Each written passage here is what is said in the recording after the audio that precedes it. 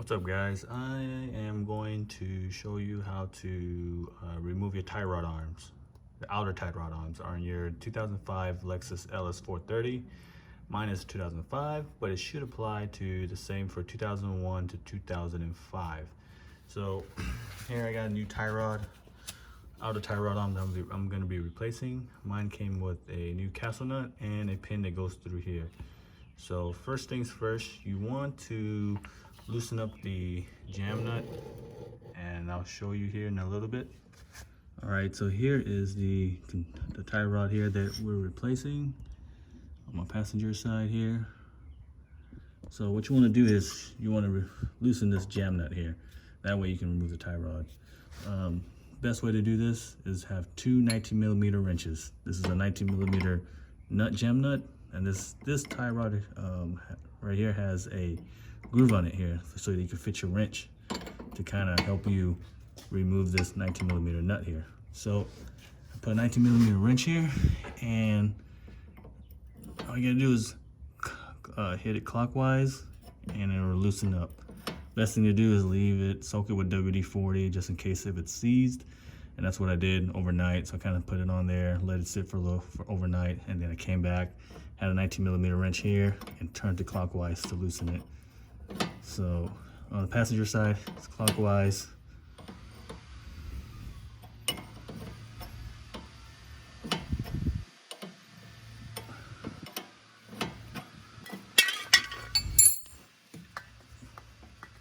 Just kind of break it off here.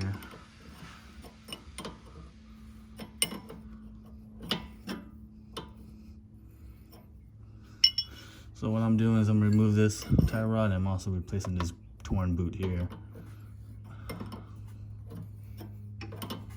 If you have the same problem, this is the perfect video for you. So next step is to remove this right here. That is the castle nut that's on the tie rod that's tied into the lower ball joints. Let me adjust my camera here so you guys can see. This is a 17mm nut. I've already loosened this because I have to replace the whole ball joint. These two together, the lower ball joint and the tie rod, would be a great job to do at the same time if you can. If not, then that's fine. I'm just gonna show like this as if you're just replacing tie rod by itself. So there's a pin on the nut.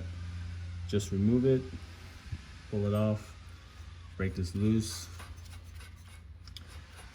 Remove the castle nut. Your new tie rod should come with one, which is what I'm using.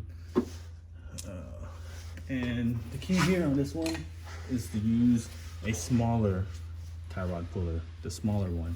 There's two versions, this smaller one, and then the bigger one here. See if I can see it. So use the smaller one.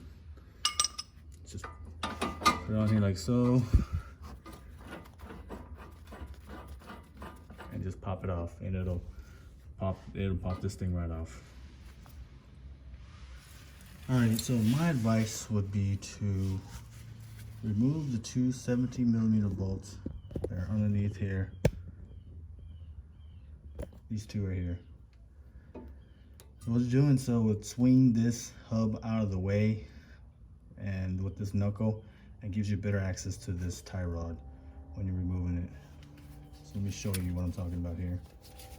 So just remove this two 17mm bolts. There you go.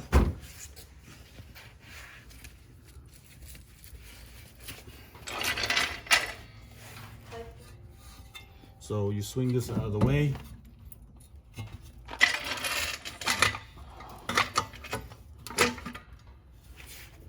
So now you have a better access to the tie rod arm. So you can remove it after you pull it off. Gives you better access and easier to remove it.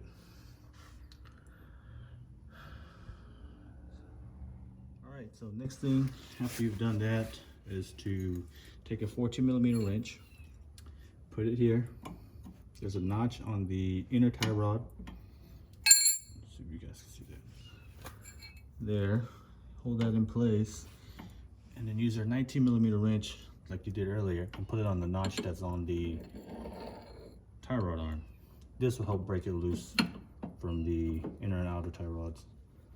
So what I do here is, once it's broken loose,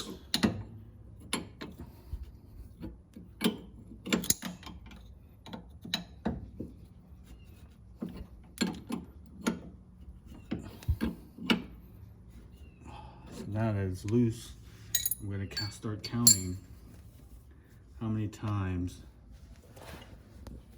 I've taken the turns off. Some people actually just put white out here to show where the where the tie rod has to screw into. That way you can try to get as close to the alignment spec when you go get an alignment, because you have to get alignment anyway, but you want to keep it as close as possible so that when you're driving to the alignment shop, you don't potential any, there's no potential hazards or making it safe to drive there. So let me show you what I did. All right, so I'm gonna loosen this up and I'm gonna count how many times I've had to make one full turn. So right now I have this tie rod facing down, and then I'm gonna hold this 14 up here and the inner tie rod to help me loosen that up there. So I got one full turn here, see that? 2,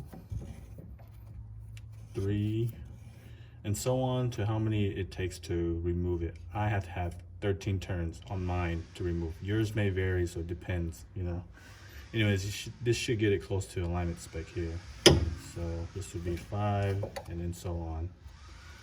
All right, so I'm gonna go ahead and remove this bellow here.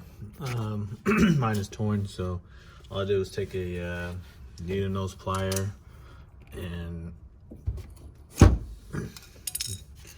remove the little clamp that was on here. This little clamp right here with the needle nose pliers. Move that out of the way. Use a flathead screwdriver here. Kind of just pry a little opening into here and just spray some WD-40 to kind of help loosen it up.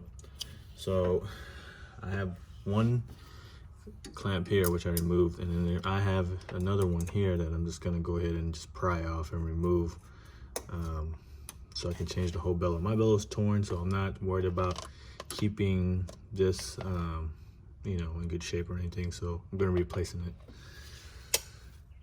All right, so I'm gonna put the new control arm back in place.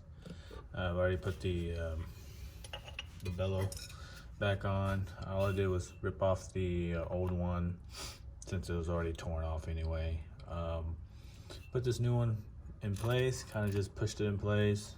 Put the C clamp, the little clip back on here, and then we're gonna tie that up back here as well with the little clamps that they gave us. And now to do it for the bellow. For this one here, remember we had about 13 turns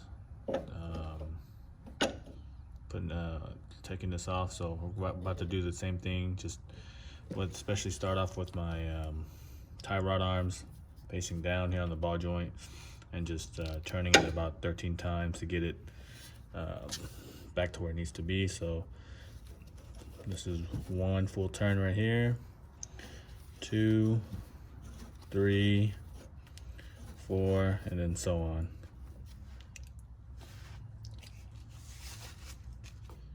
All right, so after I've got my tie rod arm in place, I'm just gonna pop it into this lower ball joint and then put the castle nut back on here. The new one, mine came with the new one, so I'm gonna use that. And we're gonna torque this down to 43 foot-pounds of torque.